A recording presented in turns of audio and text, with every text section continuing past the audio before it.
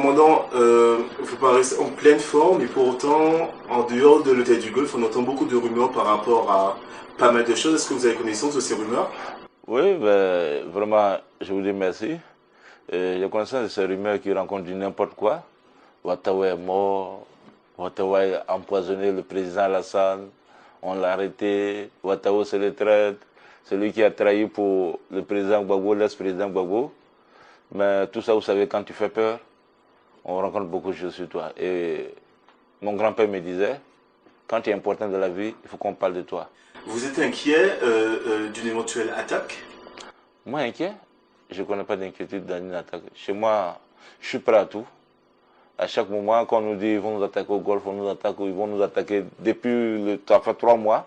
Il y a pas un jour où ils ne disent pas qu'ils vont nous attaquer. Et nous, on veut en découdre maintenant une fois pour de bon. Ouais. Ben, on veut aller au front. Ils veulent la guerre, on va le faire. On est prêt pour ça. Ça fait 8 ans qu'on est dedans. Nous ne sommes pas des novices qui ont pris en une semaine pour entraîner, qui vont avoir peur. Vous savez, chez nous, il y a un proverbe africain qui dit un enfant qui est né sous le tonnerre, ce n'est pas les barrissements d'un lion qui vont l'effrayer. Ce prétendu commando invisible d'Abobo, pour beaucoup, ce serait certains de vos hommes.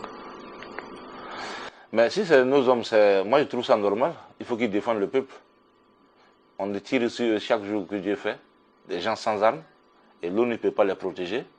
Donc il faut quand même on trouve quelqu'un pour les protéger. Et je trouve que ces commandos invisibles le font très bien.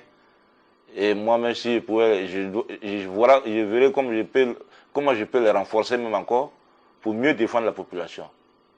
Vous connaissez des éléments de ce commando invisible? Ce que je ne connais pas, mais je ferai tout possible pour les connaître et les renforcer comme il se doit.